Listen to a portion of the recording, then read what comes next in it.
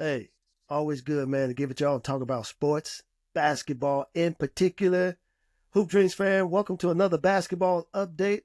I'm Will Gates. That's my dog. Arthur Agee in the building.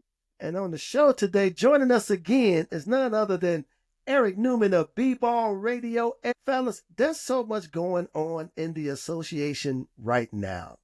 I mean, we hadn't even talked about this since the last time we've been together. The new format from the All-Star game, and I know that's going back. But Yeah. All-Star Sunday night dunk contest, all that craziness. But then we want to talk about, is the NBA in trouble? Think about that. Then I want to talk a little bit about, Unrivaled. That looks pretty good out there. Obviously, second half of the season, Wemby and the Spurs, the Greek Freak and the Bucks, Sixers, Paul George, Joel Embiid. Where are we? Top teams in the NBA. Obviously, we know who they are, but are there some teams that can make a turnaround? And of course, gotta touch on this, man. Fellas, I don't know if y'all saw this last night, but LeBron James and Stephen A. Smith get into a little, I would like to say, healthy conversation about Bronny James. LeBron went up to Stephen A. and said, hey, man, without slapping him, pulled to Will Smith and said, keep my son's name out of your mouth. What is this all about? Has the NBA gotten to this level where players are now confronting sportscasters? Right. Give me a thought, Eric. So it sounds like we have a 6-hour show ahead of us. So let's Absolutely. It was quite a scene last night. A really good game, Knicks Lakers. And it seemed like, you had Spike there, you had Ben Stiller there, you of course had Stephen A. Smith sitting there courtside. That'll humble you real quick, having LeBron come over and say that to you, right? I think we've been due for a reckoning like this for a long time between players and journalists when it comes to journalists who choose to cross that line and personally attack individuals and people when it comes to the son of arguably the greatest player who's ever played. And you could call that situation the Lakers whatever you want, but as many people have said before, people lie, stats lie, but the tape doesn't lie. Absolutely. And Bronny James is getting better, and Bronny James is going back and forth with the G League, and Bronny James is working on his craft. And I'm someone that's been media in the past, but I'm a storyteller, I'm a producer, I'm a director. Yes, I appear on these shows with you guys, I do my own shows, but the last thing I'm going to do is try to make a name for myself by crossing that line or towing that line. And I have no problem with it at all. And, have I met Stephen A. before? Yes. Have I produced his episode of All the Smoke? Yes. Do I know him well as a human being? No. But we've seen what his evolution has been from really good journalist reporter reporting on Allen Iverson in Philadelphia back in the 90s. He's obviously a New Yorker where I'm from and has a lot of pride in that. But we've seen where this industry has gone and what gets clicks, ratings, and dollars, which is unfortunate because it takes away from a lot of the insightful and intriguing storytelling that we've seen. So to answer your question, I have no issue with it at all.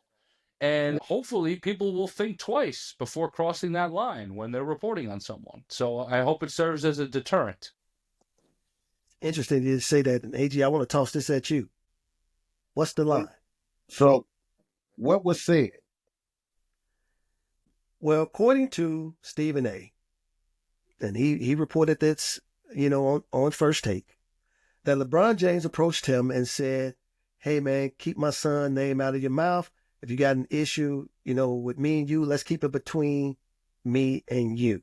But my question for you is, what is the line that journalists cannot cross when it comes to athletes, and particularly if athletes' kids are playing sports? Because this is not a new phenomenon. I mean, everybody kid doesn't make it as far as Bronny James, but there are a lot of fathers whose kids are playing sports. But what's the line I for a think the line journalist that is they can't cross? I think the line is a personal line. Now, get it that Stephen A. is a critic and he's an analyst and everything. He has he's entitled to his opinion, but there is a line of going from basketball skills, is he supposed to be there, this and that, to attacking the kid personally, meaning you don't like him for what? I think that's the line. You can talk about Bronny James, nepotism, whatever. The kid is there, and he's not his dad. He's not going to come on the scene and be averaging. He's a work in progress, and he's getting better. But so let me ask you this then. you can talk about that. You can talk about if you think he's not good enough in that way of his basketball skill set, but to attack a But kid. give me an example though. Give me an example of what you can't say. Like he's not talking about their wives. That's what I'm saying. I don't know what Stephen A. said to make him come over there. What did he say about Bronny? Was it something about his basketball skill and his talent? Or was it some personal off the court? That.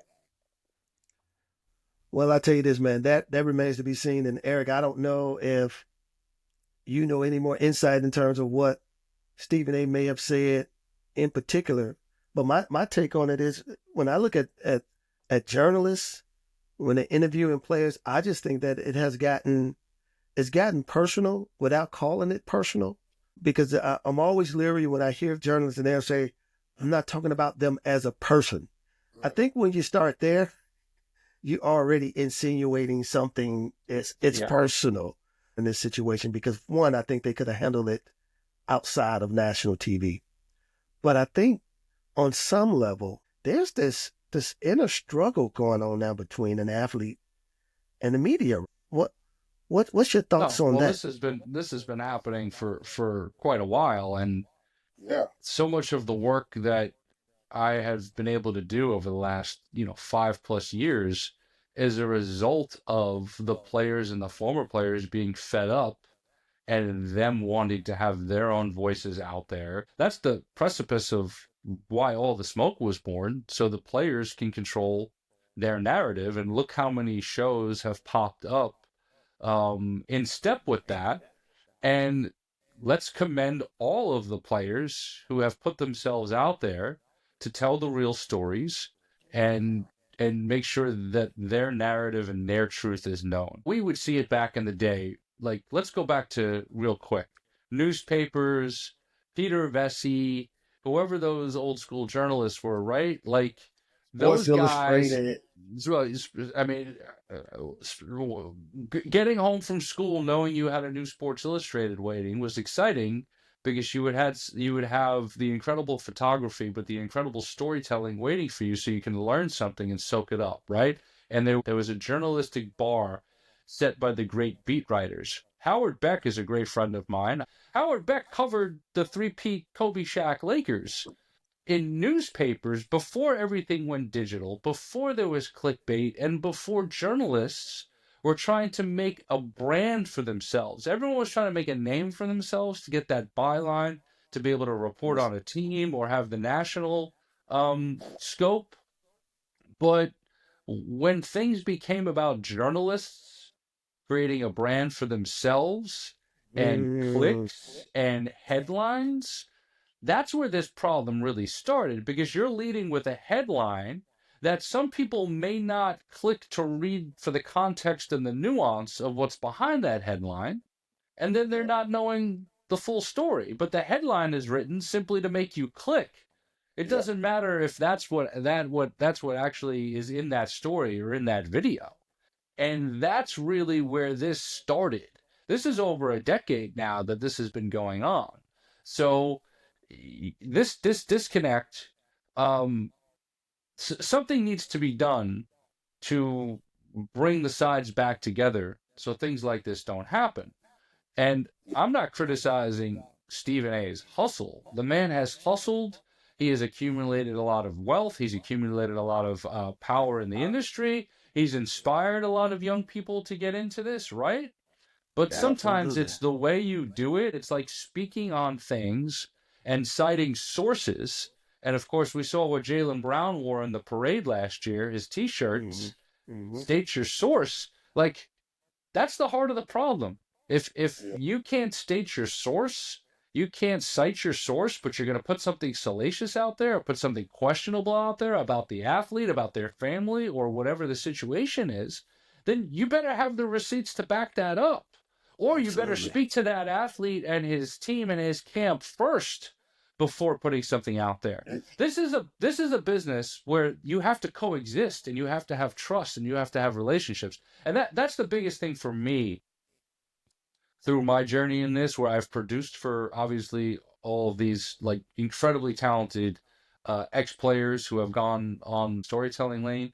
Obviously, I've produced for other journalists in the past, but it's trust, right? If trust is broken, it leads to situations like this.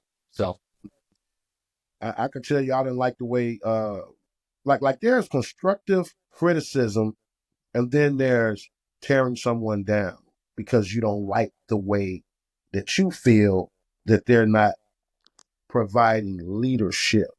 When he said that about Kevin Durant leadership, that's a personal attack of how he feels what leaders should do and how they should, how you know his teammates don't know he leads in a different way. And when he said that, I'm like, what are you talking about? How you know he's not providing a leadership like you want him to? right, And that's right, personal to me. right. Kevin Durant leads by example, Yes. leads by being in the gym, leads by being a positive teammate.